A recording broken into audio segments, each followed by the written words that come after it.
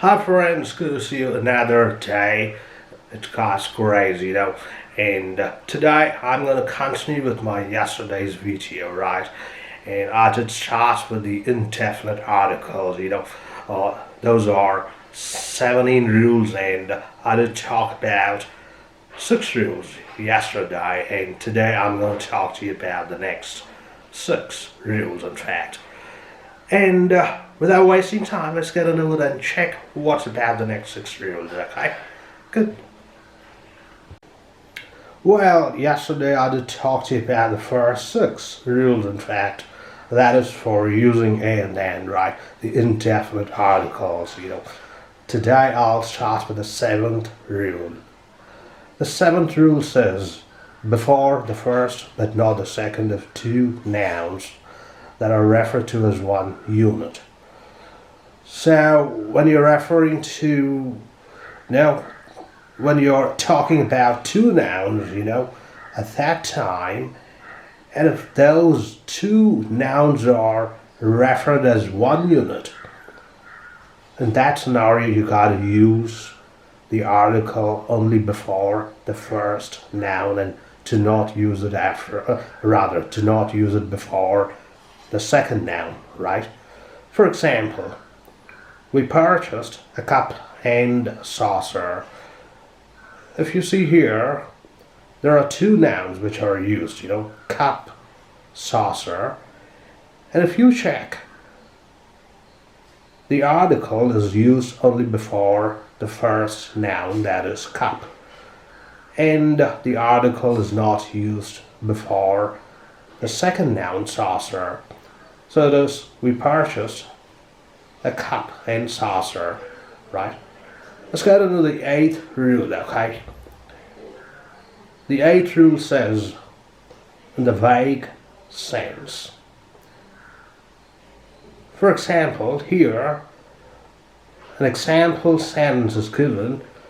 It tells, "Hey, Ravi found you yesterday." So this particular point is really telling you how we should not use the article. We shouldn't use the article before a proper noun. That's what this rule tells you. So you wouldn't tell, "Hey, Ravi found you yesterday."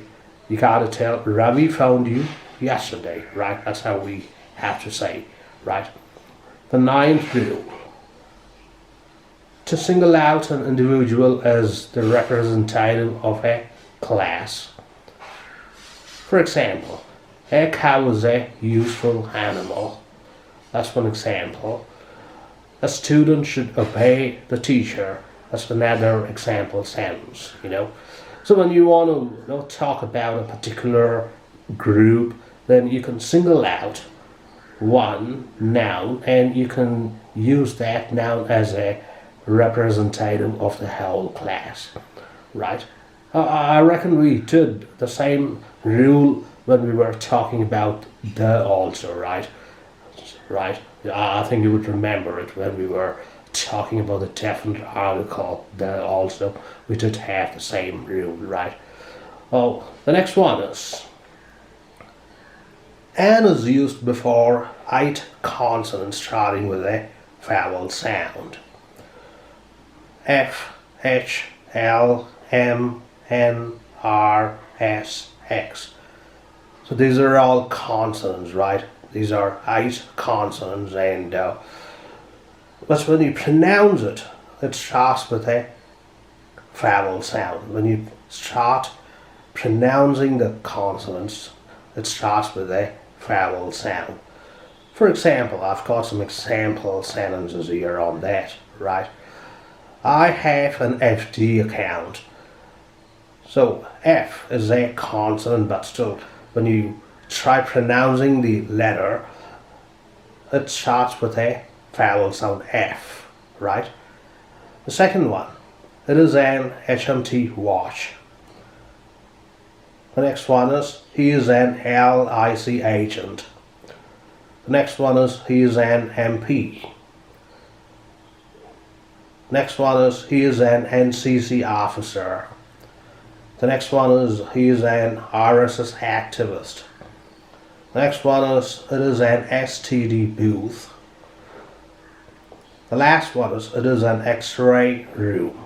So these are all some example sentences, and if you see here now in each sentence, we've caught the consonants, FT is a F is a consonant, FD is a consonant, HMT, LIC, MP, all these, start with a vowel sound. Now, when you pronounce these consonants, FD, HMT, LIC, MP, NCZ, RSS, STDX, all these consonants, when you start the pronunciation, it starts with a vowel sound. That's the reason you gotta use article, the indefinite article before it, right? So next point, the next rule is with half or quiet. We need to use the indefinite articles, We need half a pound of sugar. It's an example sentence. Another one I can tell you, this is quite a good story. So like this you can use, right? The next rule is with names of jobs, nationalities and religions, we gotta use the indefinite articles, right? For example, John is a doctor. Another one, Joe is an English man.